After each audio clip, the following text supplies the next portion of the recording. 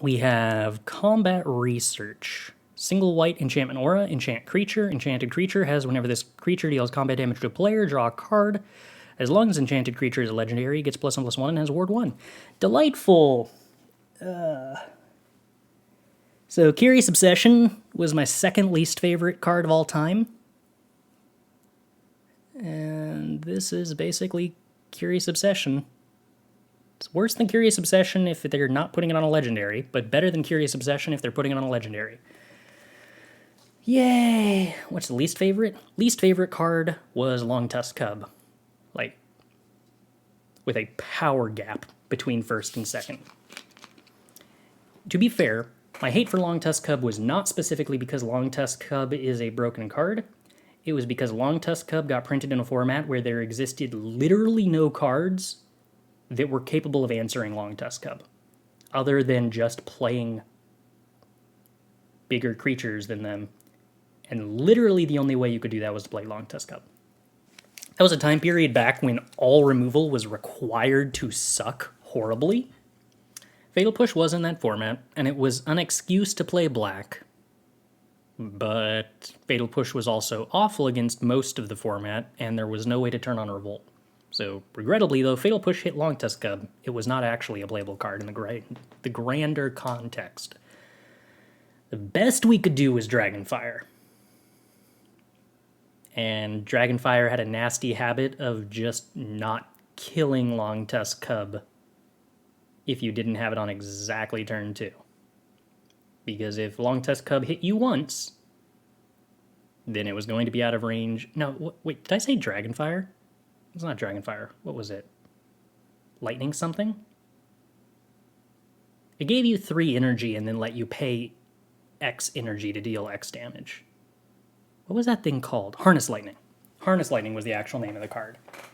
I played a Jeskai control deck splashing black off of only Aether Hubs solely to play 7 mana Nicol Bolas in that format.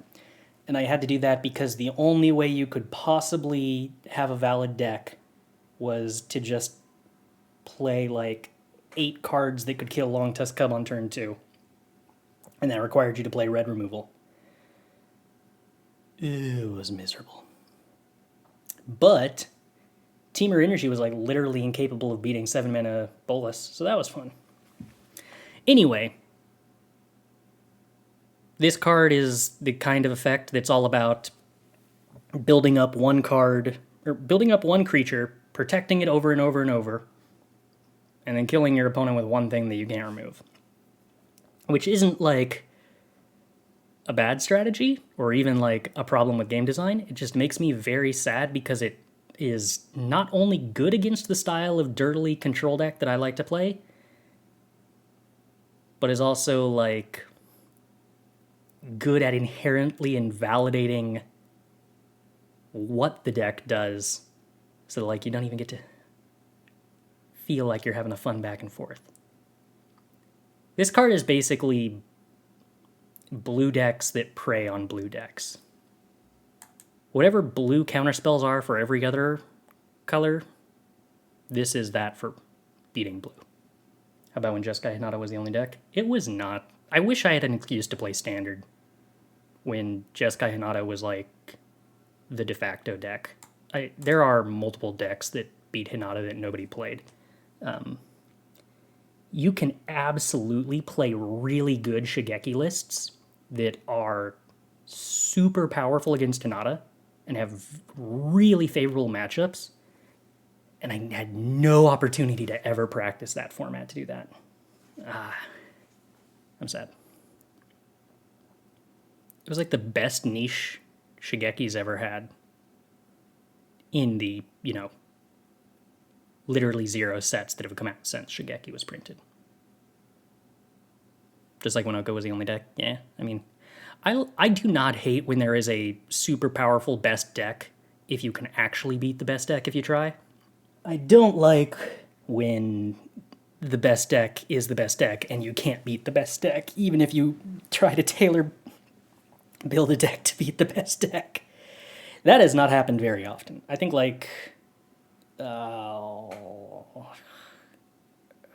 Felidar Guardian is the only time I can think of that it ever got that bad. Turns was rough. There were a couple of different control decks and flash decks that beat turns. It wasn't, like, completely overpowered. Or at least it wasn't as bad as Felidar Guardian. Felidar Guardian is, like, the only time that I ever just said, okay, I can't play this format.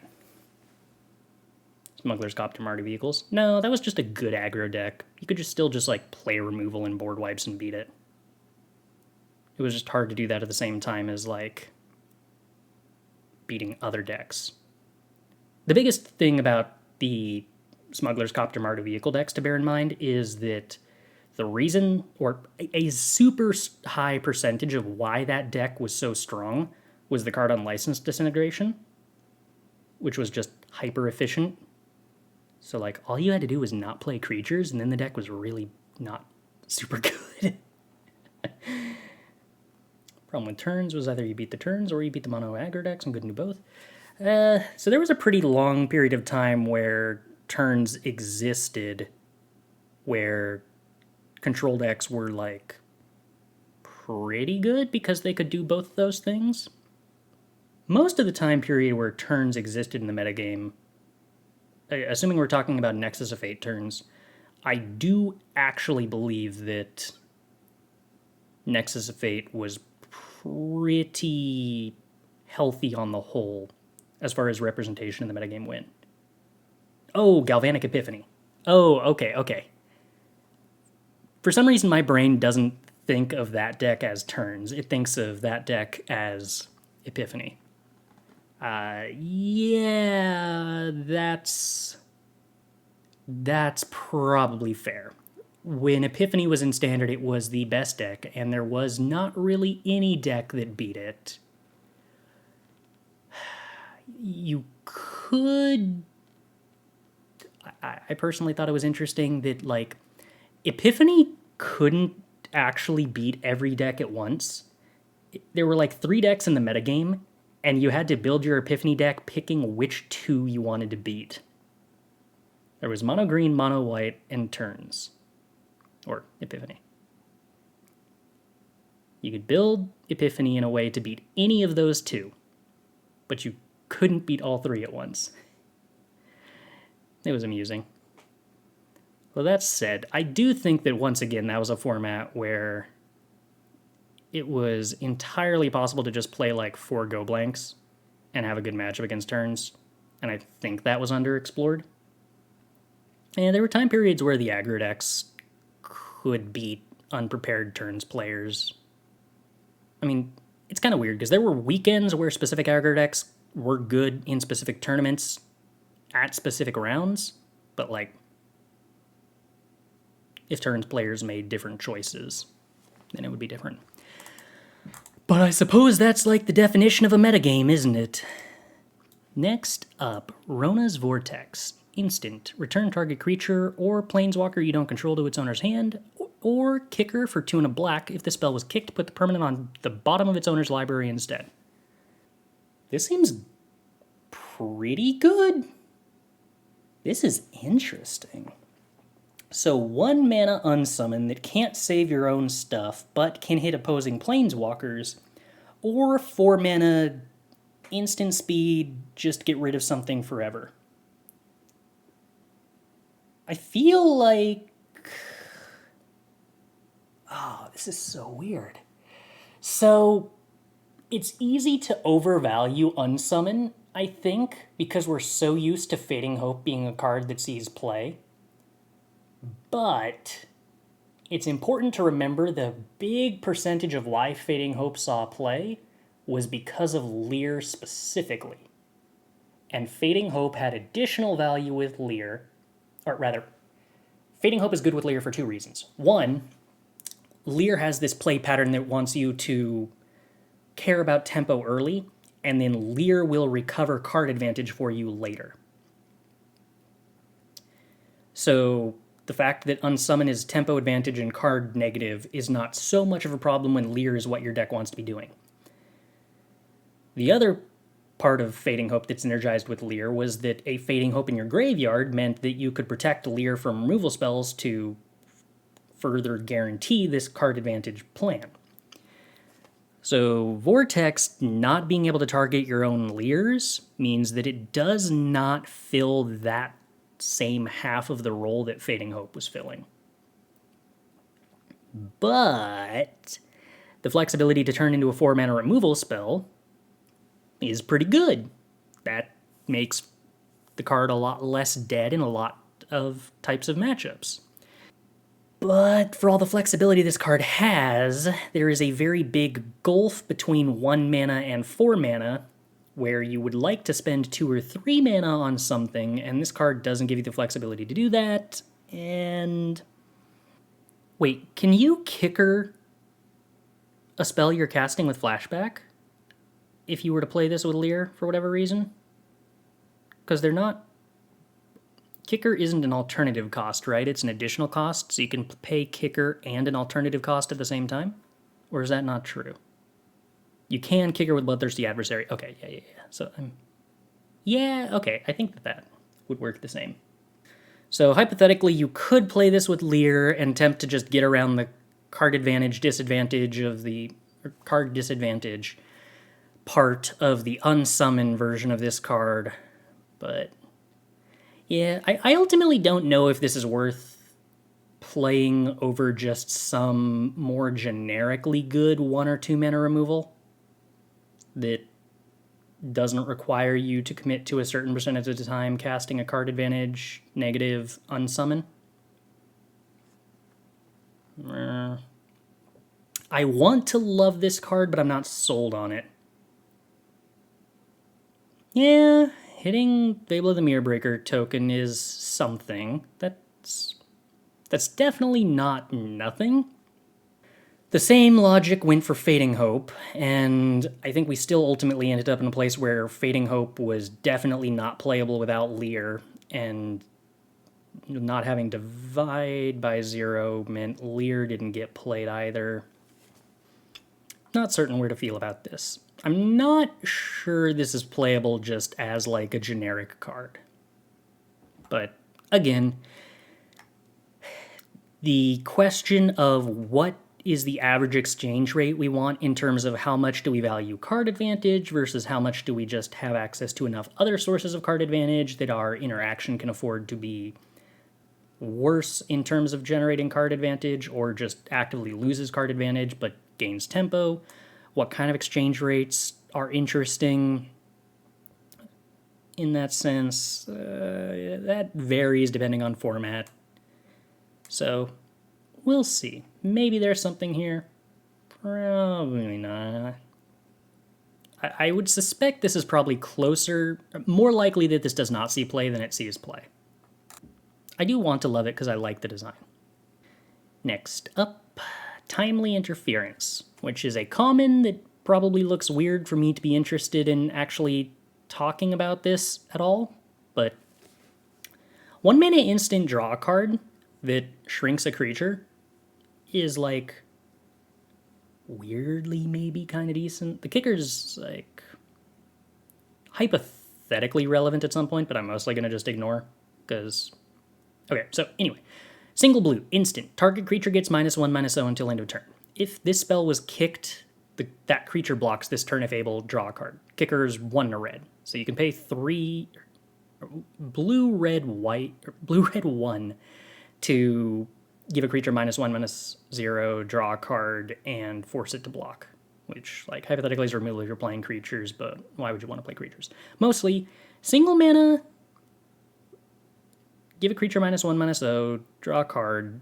It's weirdly, like, close. I guess my brain is thinking of this as a cantrip that sometimes gains you a life for 1 mana, or modifies a combat math, but it isn't actually that, is it? Because you can't, it's not up to 1 target creature, so you can't just cycle this on turn 1 on an empty board. So the fact that it can't do that probably actually makes me not interested in this. But it was interesting up until that point. I wanted to love it.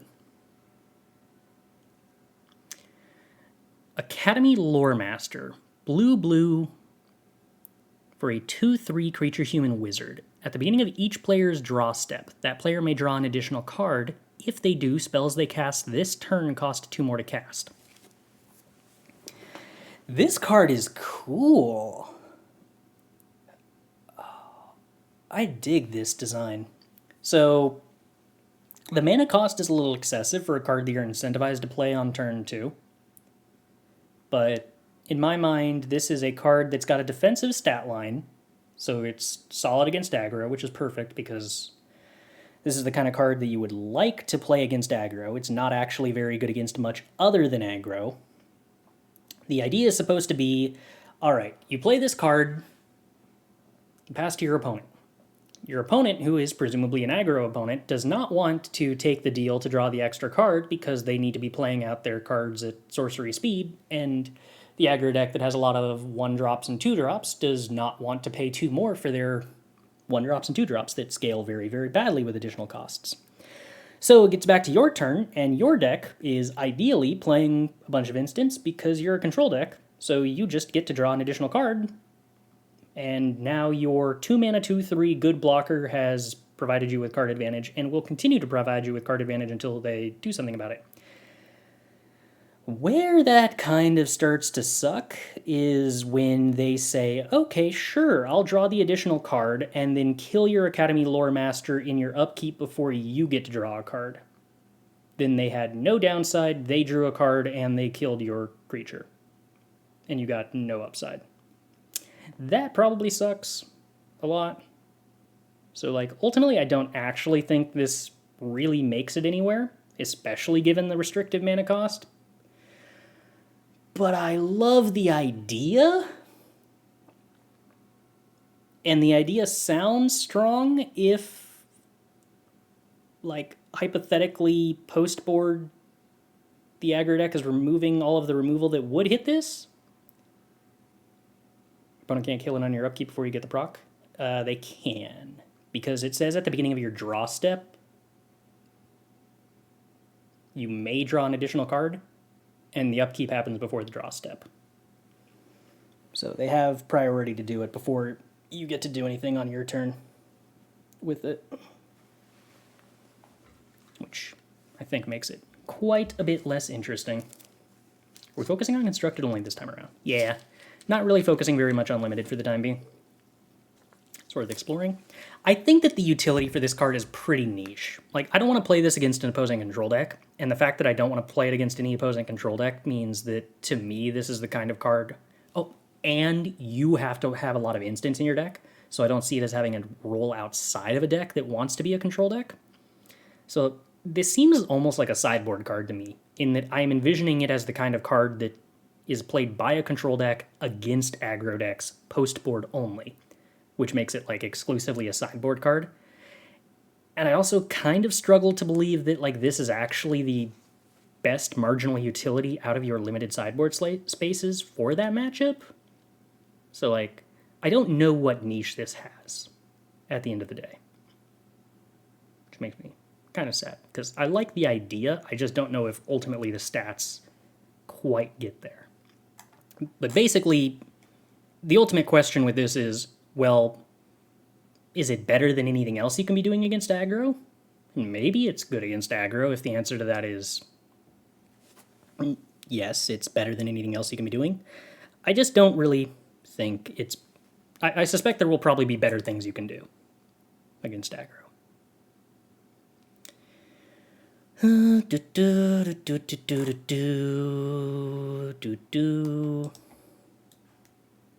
Essence Scatter is a card that exists, that may have already existed in Standard? I don't know. I don't really want to main deck Essence Scatter in a format with Fable of the Mirror Breaker, so I don't think that's going to change anything, but hypothetically, it exists.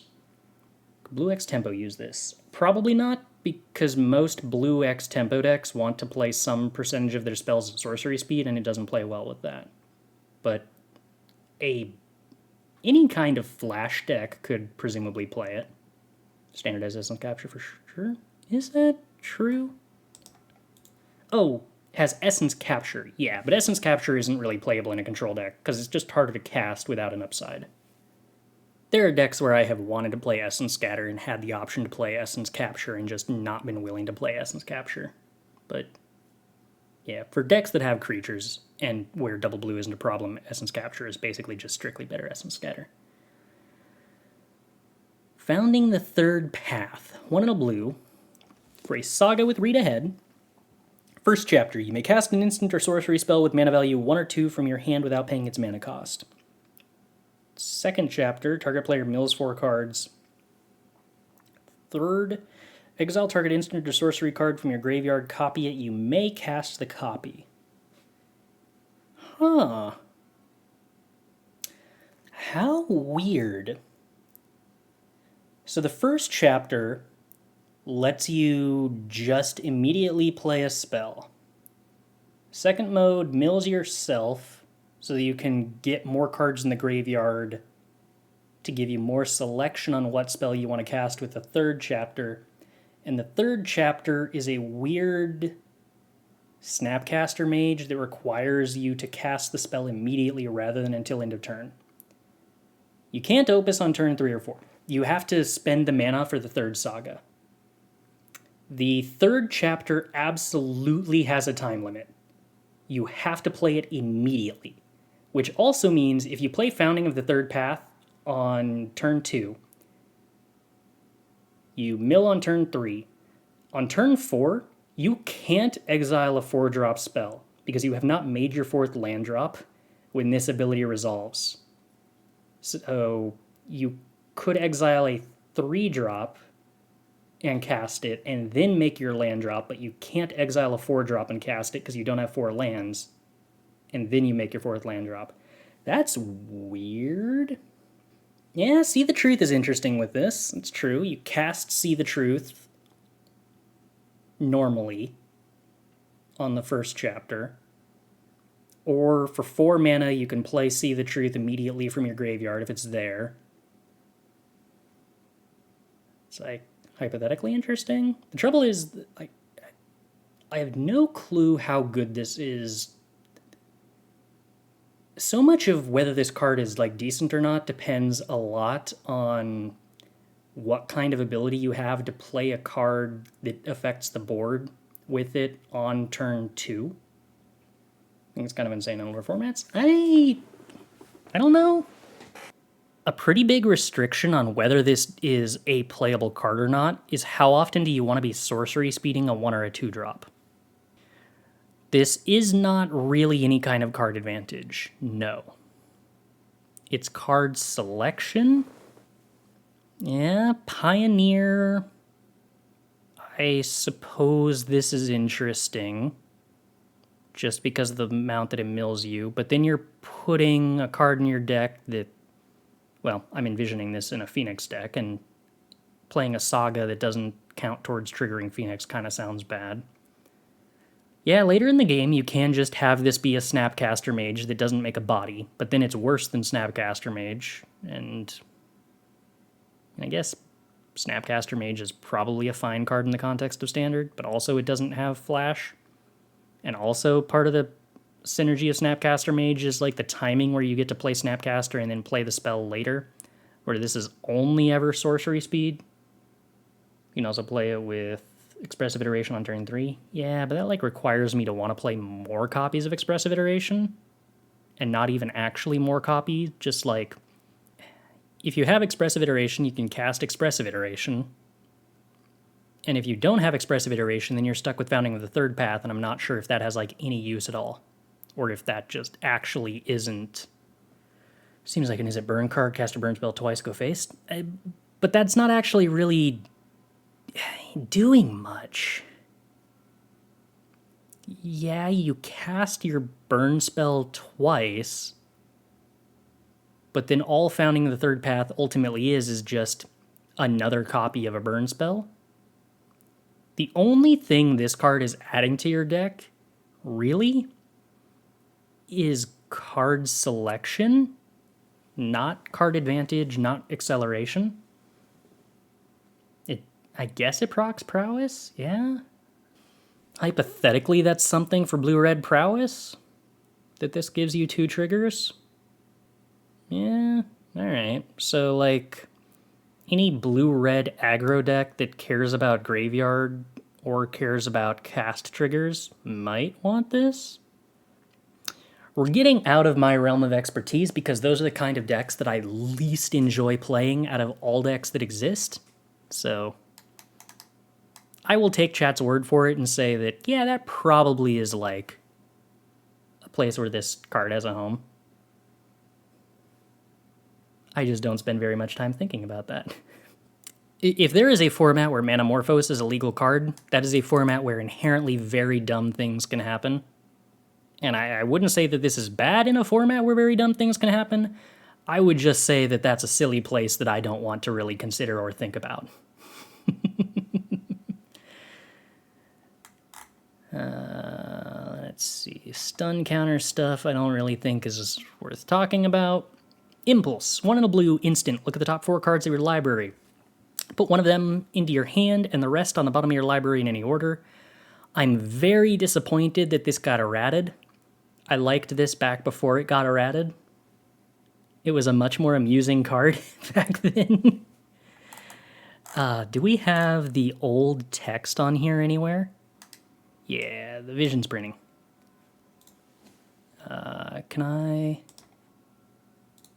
Yeah, there we go. It used to say, put one of them into your hand and the rest on the bottom of your library in any order, then shuffle your library. And they got rid of that because there was no point in it. Why would you choose the order to put the cards on the bottom of your library and then shuffle your library? I think it got errated like literally as it came out because that just wasn't how the card was supposed to be printed. But I dug it. Anyway, so this is Anticipate except you look one deeper. So it's Anticipate but better. I have played Anticipate in constructed decks. There are very narrow windows for playing a kind of deck that wants this level of card selection when it is inherently tempo disadvantage. And I keep harping on this point whenever we're doing set reviews. Magic has, as a trend, gradually turned more into a deck that is about tempo advantage because your other resources are more equivalently interchangeable with one another. And that tends to mean that card selection matters less, but that's not true of every deck. There are some decks that are more combo-ish than other things, and need to find one linchpin piece, and Impulse is a card that finds a linchpin piece of a deck. Tainted Indulgence or this in blue-black? Neither. I don't think either one is particularly good. Like, both of those cards are card selection, not card advantage, and they are tempo negative. Hypothetically, Tainted Indulgence turns into card advantage at some point, but realistically, it just doesn't actually do that. I would prefer Tainted Indulgence in the average deck because it is card filtration, in the sense that you can put cards in your deck for game 1 that are dead in a matchup and then discard them to Tainted Indulgence. Whereas Impulse is never filtering out bad cards in a matchup. It's only ever trying to dig for a good card in a matchup. Combo decks built around specific subsets of cards in specific matchups can exist. We haven't had any for a while that would want Impulse. Like, I don't even think Sultai Ultimatum would have wanted Impulse, ultimately. It's been played in Storm decks. Yeah, Storm's weird. Like, Storm is the weirdest combo deck of all time. Or it is one of the most combo decks to ever combo. And in the same vein of aggressive is-it prowess decks are not my thing, combo-y combo decks are very not my thing. So, not my realm of experience. I don't really expect very much from this card. Ultimately, a deck might exist that wants it, but Impulse isn't going to make anything possible by existing. It will just be a card that if a combo deck comes into existence, maybe it wants Impulse. Next up, I guess we have to talk about this. Joint Exploration. 1 in a blue, instant. Scry 2, then draw a card. If this spell was kicked, kick or green, you may put a land card from your hand onto the battlefield. It's Growth Spiral! Except it's not, because Growth Spiral costing 2 mana was like a pretty huge part of Growth Spiral being like playable.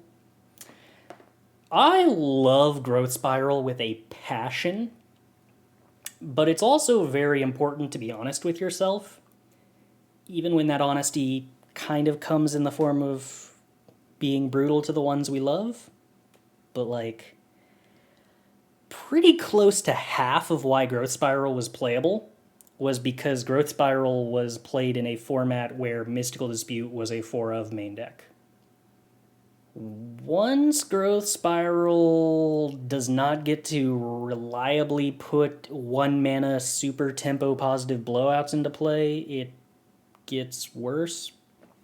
Also, Wilderness Reclamation created weird incentives for how many land drops you made at all points in the game and hyper incentivized you to get to 4 mana on turn 3 wherever possible.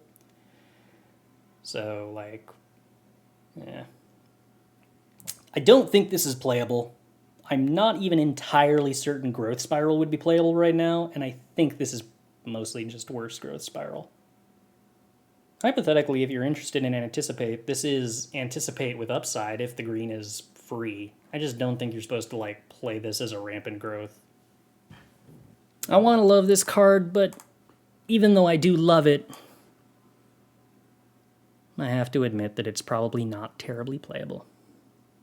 Spiral is better in formats with good 1-mana spells. This is true. There are not a lot of formats with terribly good 1-mana spells, though, ultimately. Hypothetically, there might be like a Sultai Kicker deck if there's any kind of payoff for Kicker, because Joint Exploration and the 1-mana Unsummon are like hypothetically friends that fit in a Sultai deck. But, yeah, you're still... I don't know, the 3-mana Growth Spiral's where it's at. I mean, I guess it's not necessarily 3-mana Growth Spiral. Scry 2 stapled to your Growth Spiral is good. I might be underrating this card because I'm sad at the fact that I haven't been able to get Growth Spiral to work in Pioneer. Maybe the Scry 2 makes this, like, significantly better than I'm actually expecting. Because there is also the point where you don't have to play this as 3-mana Growth Spiral in the late game, when you no longer need to make land drops, and you can choose to just cast Anticipate. It's weird that this is a spell with Kicker, and I think that the value in the early game is casting it with Kicker, and the value in the late game is not casting it with Kicker, but maybe that flexibility means more than I'm really giving it credit for. Because top deck play Growth Spiral to draw 1 when you're in top deck wars is way weaker than this card. So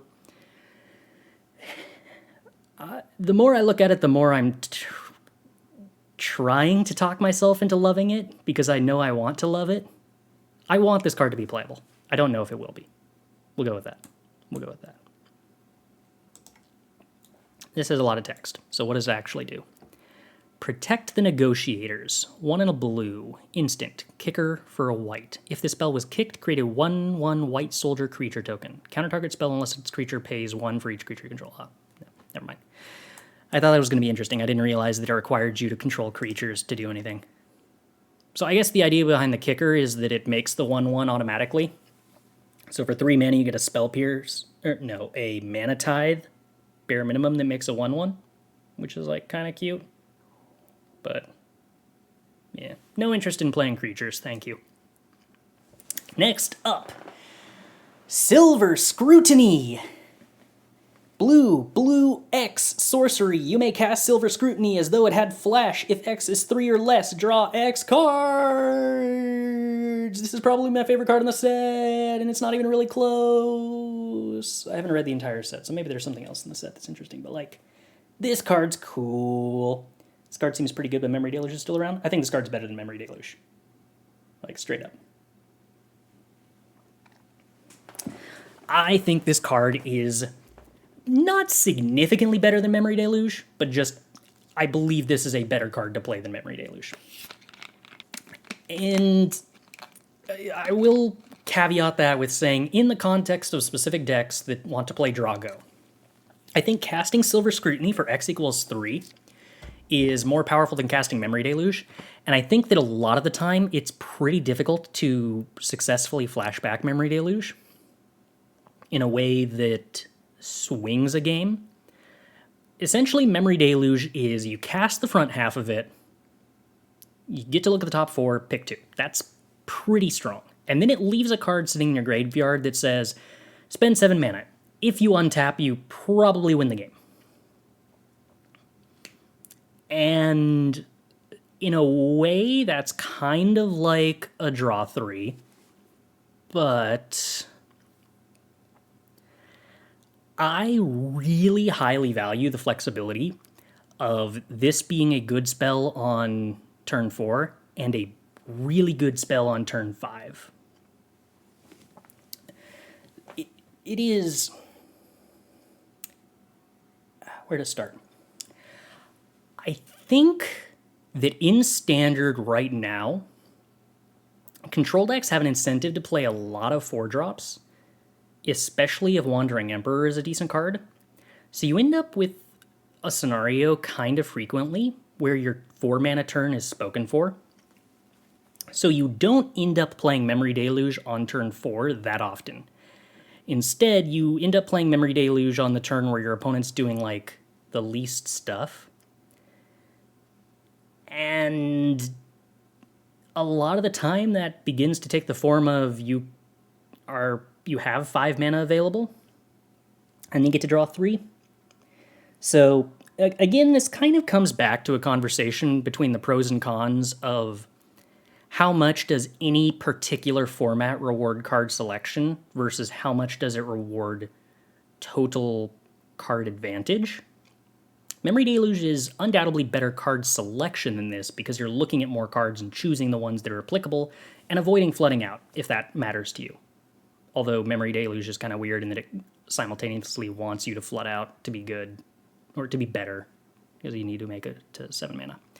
But the more filtration you have, the more matchups tend to be about just who draws more cards, the more Silver Scrutiny providing more absolute card advantage and instant speed becomes appealing, and the flexibility of times where you're top decking this and just say, oh, hey, cool, I top deck Silver Scrutiny, tap out at sorcery speed, X equals 5, because this isn't a draw go mirror, it's like a mid-range mirror, then that's amazing. And that flexibility is worth a lot, but flexibility tends to pivot in value depending on matchups in the metagame.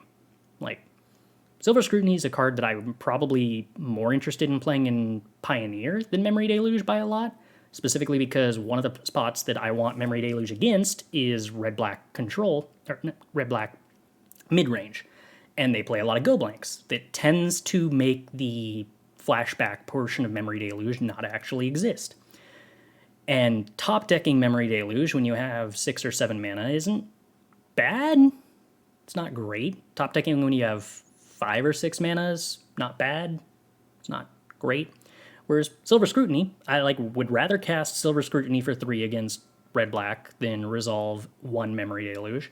And I would much rather top deck Silver Scrutiny at a point where we're both trying to find a haymaker and go, oh, hey, cool, Silver Scrutiny, X equals 4. I'm super ahead now, because red-black isn't usually very good at actually killing you or applying pressure. Go blank is rotating, so in the context of Standard, this might be different, and that does make Memory Deluge become more appealing. But we'll see what other options we have as far as Graveyard Hate goes. But yeah, I will agree. I'm weirdly potentially higher on Memory Deluge in Standard and lower on Silver Scrutiny, but reverse that for Historic and Pioneer and Explorer. Trespasser's still around? Yeah, Trespasser's not embarrassing against control. That's for sure.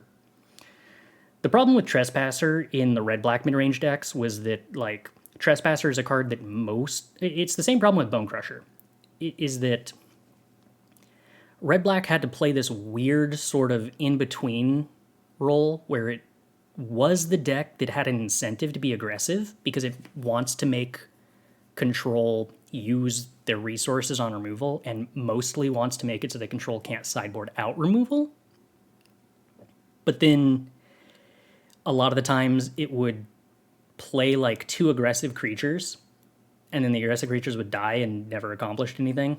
And control, it wasn't aggressive enough to actually pressure control's life total in a way that makes control like stop and tap out and not draw cards. It's a weird back and forth. Red-black mid-range is a really difficult deck to like actually figure out what you're supposed to be doing at any given time. What about an Alchemy? In Alchemy, you have infinity cards in hand at all points in time forever. So I don't know that I would see any reason to care about drawing more cards in a format where you're discarding a hand size every single turn. Silver Scrutiny with Galvanic Iteration could potentially be interesting, but yeah, I don't know that you have a lot of incentive to play Galvanic Iteration. As far as I know, we're like losing every card that combos with Galvanic Iteration in any meaningful way. I guess we still have a 7-mana take an extra turn spell that doesn't make any birds, but yeah, it's probably not something that I'm like deeply interested in. You could hypothetically still play a turbo Hullbreaker Horror deck, I guess. Alright, next up, Vidalian Hex Catcher. 1 and a blue for a 1/1 creature merfolk wizard with flash. Other merfolk you control get +1/+1. Sacrifice a merfolk, counter target non-creature spell unless its controller pays 1. Does anybody else get kind of confused that at some point merfolk and spirits became the same tribe? Because, like, cool, good for them, but is there anything distinct about them other than the fact that spirits have the keyword flying and merfolk have the keyword water flying? I don't know. It's kind of weird. Anyway, it's a card that does merfolk things. Water flying. Yeah. Can't be blocked if your opponent controls an island, and then make your opponent control an island. That's basically just water flying. Merfolk draws cards sometimes, spirits doesn't quite yet. I guess that's kind of true. Merfolk can get some card advantage. Spirits has to splash Coco to do that. Merfolk has more anthems. Kind of, or anthems at different timing. I mean, I would consider spirits having, when another spirit enters the battlefield, this gets +1/+1 until end of turn to be like pseudo-anthems. Spirits have more colors. Spirits are blue-white. Merfolk are hypothetically blue-green. There was a time period in Ixalan where we played green Merfolk Lords, and that kind of never caught on. Oh, we did get blue-black Merfolk. Although, as far as I can remember, all the blue-black Merfolk cards didn't actually have, like, any tribal, or didn't have a strong incentive to be tribal synergies, right? Other than just they were, like, inherently good and you could play them alongside the Lords, but they weren't typically cards that were Lords in any fashion. I might be making that up. That was before I played. So, yeah. Merfolk, not necessarily a tribe I am likely to play much, but this sure looks like a Merfolky card for Merfolk to Merfolk with. Merfolk are unplayable and spirits are kind of good. In the context of specific formats? I would say Merfolk is probably way more playable in the context of Modern than spirits, isn't it? I mean, I'm not sure how much of that is Aether Vial, but...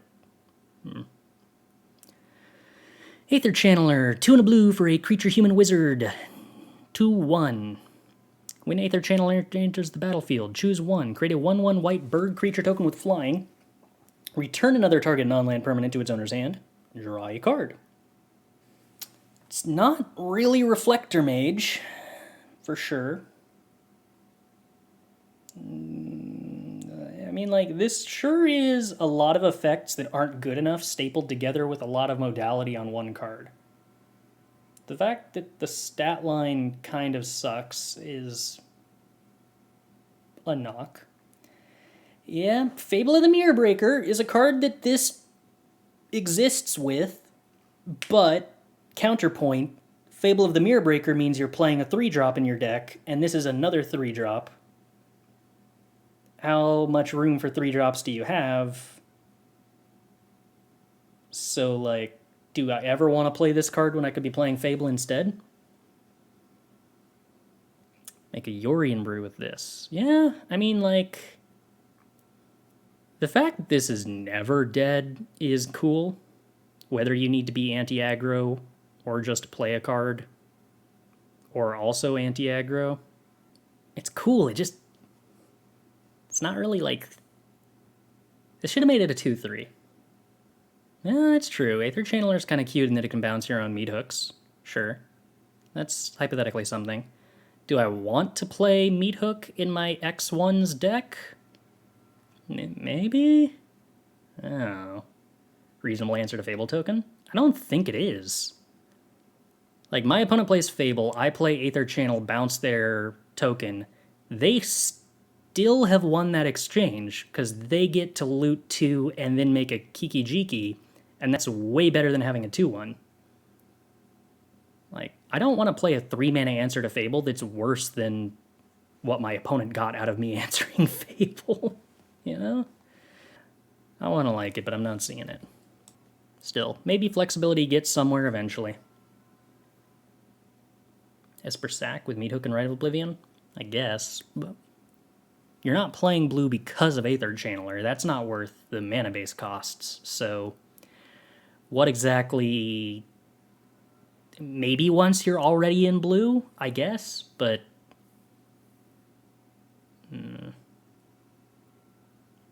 You'd need a reason to be in blue to begin with. There's other good blue stuff like Kaido.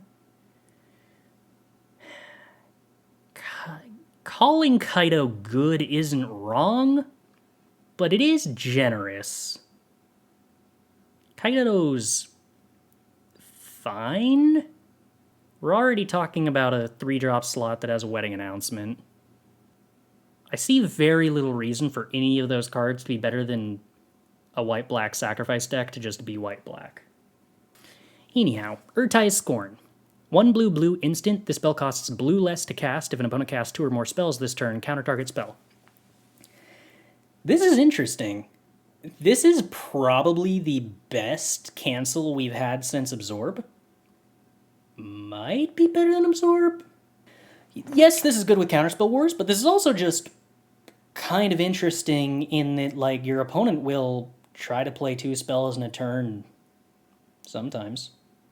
It's very interesting how the existence of this card, and hopefully the playability of this card, will influence the order players play spells in. Normally, if you're playing around counterspells, you have some incentive to play your better spell second, but now, because on 4 mana, your opponent could hypothetically be holding up Ertai Scorn plus, like, Fateful Absence, you want them to spend 3 of their 4 mana countering your good card, and then resolve your worst second card, instead of them spending 2 mana to counter your better card that you played second, and then play a 2 mana removal spell, providing them with a tempo advantage. Do you often want to counter the second or third spell? Sometimes. Sometimes you definitely do. But the fact that you have to reevaluate that on the fly in every situation is, I think, what makes card designs fun. Fun is all about having to contextually reevaluate things that would otherwise be automatic.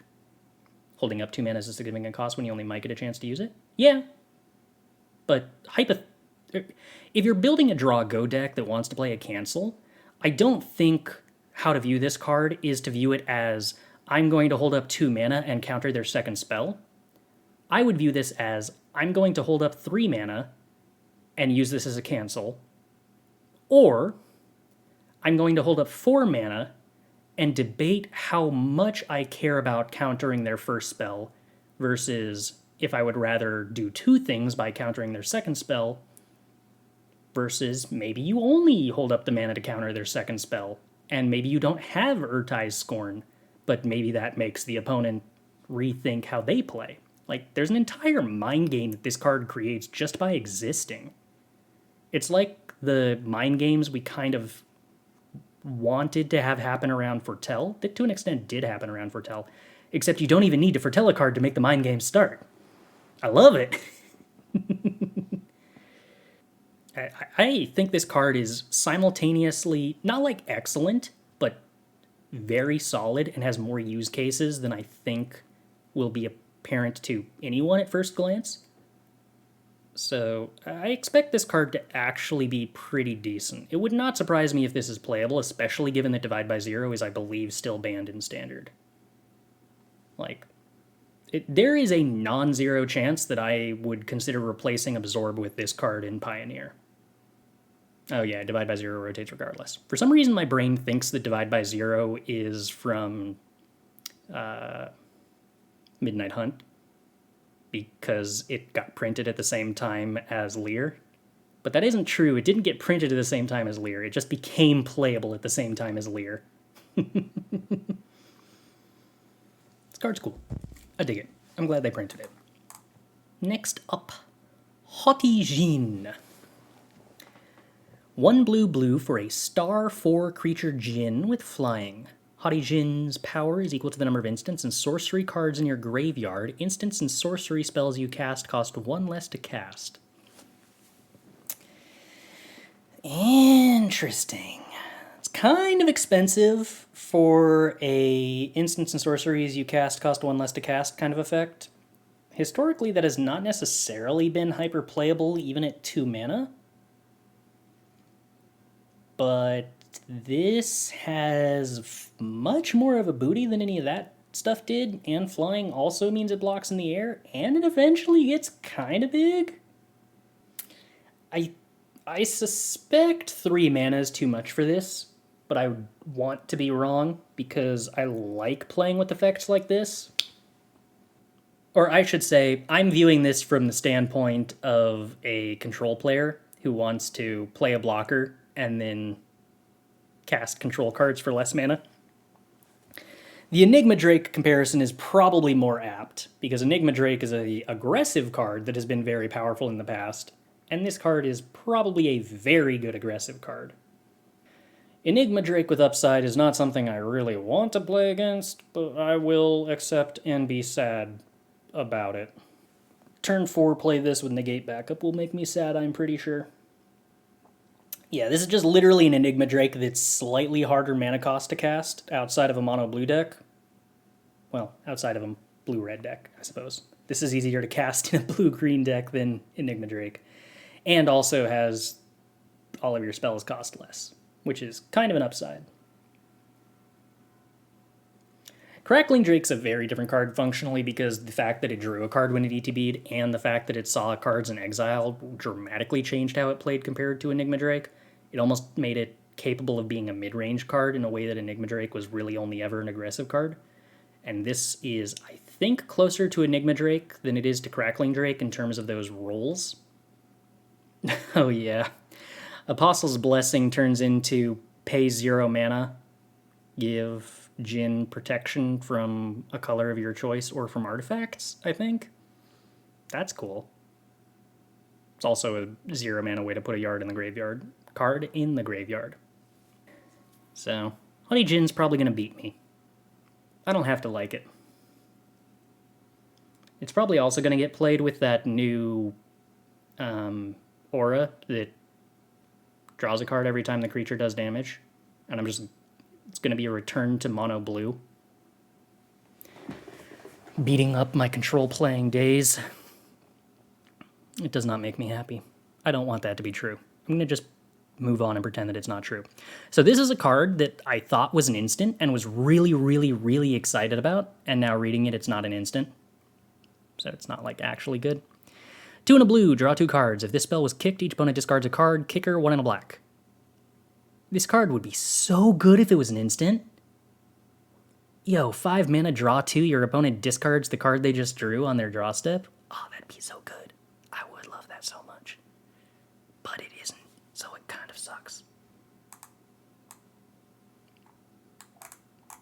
Anyway, moving on. I just wanted to share that. This is a limited card that I'm looking at. This has a lot of text, so we're going to have to read it. It's so weird that I'm somehow being tricked into reading the multicolored cards before we're actually getting to the multicolored section. In all the recent sets, if it discards its sorcery. I mean, in almost all sets, if it discards its sorcery, very few cards ever discard an instant speed without cheating somehow. It's basically like Kolagon's Command's one of the only ones. And Prismari Command with Narset was also, like, sort of cheating. Anyway, Vidalian Mindsinger, 1 blue for a 2/2 creature merfolk wizard, kicker 1 in a red and or 1 in a green. Vidalian Mindsinger enters the battlefield with 2 +1/+1 counters on it for each time it was kicked. When Vidalian Mindsinger enters the battlefield, gain control of target creature with power less than Vidalian Mindsinger's power for as long as you control Vidalian Mindsinger. That's mostly a limited rate. I don't imagine that seeing very much play. I don't think this is an anti-aggro card in the same sense that the Mind Stealer 5-drop was an anti-aggro card that occasionally saw sideboard play. That looks like a limited card. That looks like a limited card. This looks like a real card. The Phasing of Zolfier, 2 blue. For a saga with Rita Head, first chapter. Another target non-land permanent phases out. It can't phase in for as long as you control the Phasing of Zolfier, which means you can target your own stuff or your opponent's stuff. Second chapter, also the same thing. Third chapter, destroy all creatures. For each creature destroyed this way, its controller creates a 2/2 black Phyrexian creature token. Okay, so if you phase out your stuff with Phasing of Zolfier, then your stuff gets saved because they don't phase out on your upkeep because you still control Phasing of Zolfier on your upkeep. Then in your main phase, you blow everything up, except your opponent gets a bunch of 2/2s. Which isn't really a very good board wipe. And if you phase out your opponent's stuff, then your opponent's stuff doesn't get to attack, but also you don't blow it up. They phase in after it destroys something. Right, so if you phase out your stuff, so this isn't an O-ring. If you phase out your stuff, when this goes away, they will still be phased out. They don't phase in until the turn after you destroy everything, because cards only phase in on your upkeep. So, like, this isn't super good if it's phasing out your own stuff. I don't know exactly intuitively how to evaluate phasing out your opponent's stuff as far as, like, being tempo-y advantage goes. Whether that's, like, worth it. And blowing up everything and giving your opponent a 2/2 for everything you blow up also sounds not, like, actually good.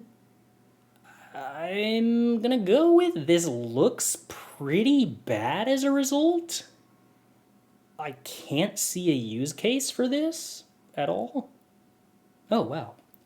I looked at the set symbol for this card, like, 6 times so far, and I thought it was mythic every single time, but apparently no, it is a rare. That makes more sense then, because my brain went, a mythic? Shouldn't this be good? And now my brain is going, oh, a rare. Yeah, it's one of those weird junk rares that isn't actually good. You have this permanently phasing out all of the opponent's stuff because you keep flickering Zolfier. But how do you flicker Zolfier? Because it is an enchantment, so you can't flicker it with Thassa.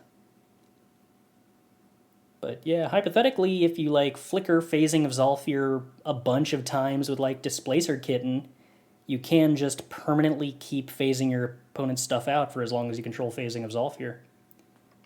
Does it care about which phasing you control? Oh, wait, yeah, hold on, yeah. Because it doesn't say as long as you control the Phasing of Zolfier. It means as long as you control this permanent. So flickering it and resetting it doesn't actually work. Or at least it doesn't work in the sense that the original cards will start to phase back in at that point.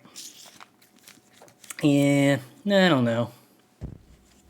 Seems kind of bad, regrettably. Vesuvan Duplomancy. 3 and a blue for an enchantment. Whenever you cast a spell that targets only a single artifact or creature you control, create a token that's a copy of that artifact or creature, except it's not legendary. That seems like a fun card for EDH to do nonsense with. Doesn't seem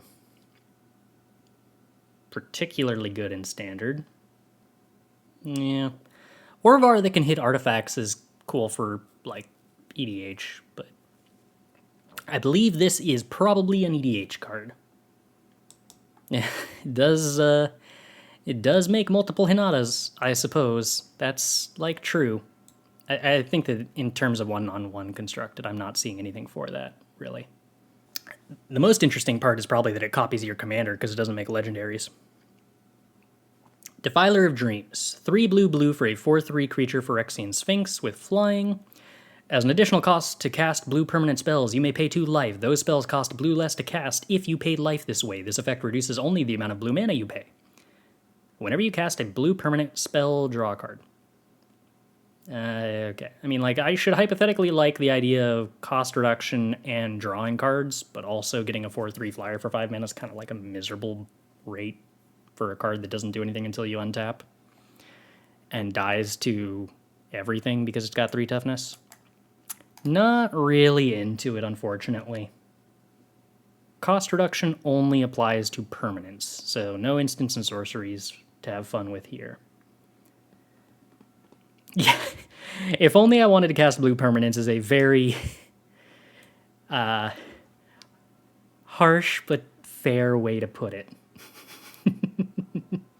Frost Fist Strider. 3 blue for a 4/4 creature elemental giant. Remember when they gave us all those giant synergy cards? And now they're rotating out? And at no point were, like, any of them played? That was cool. Some of those were, like, honestly, most of them were probably oriented at limited, but yeah. Creature, Elemental Giant, Ward 2. When Frostfist Strider enters the battlefield, tap target creature and opponent controls and put a stun counter. Oh, never mind, it's limited. They tricked me by putting all this text on things, but it turns out it's all reminder text, not rules text. I did play the Mind Link Mech combo for a while. That's true. That was sort of giant synergy in that we played literally one giant card that synergized with itself. Not entirely like the sagas that did things if you revealed a giant in the same way that Dragonfire is a dragon synergy card.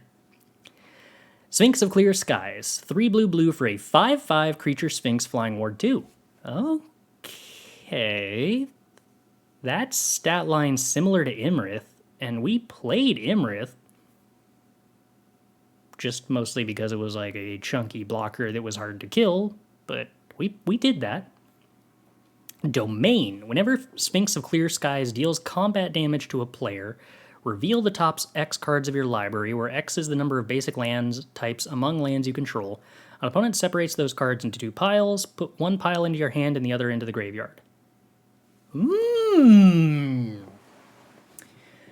Okay, so the comparison to Imrith is actually pretty reasonable, because similar to Imrith, this is 5 mana, 5/5 flyer, ward something. When it attacks and deals combat damage to a player, draw some cards.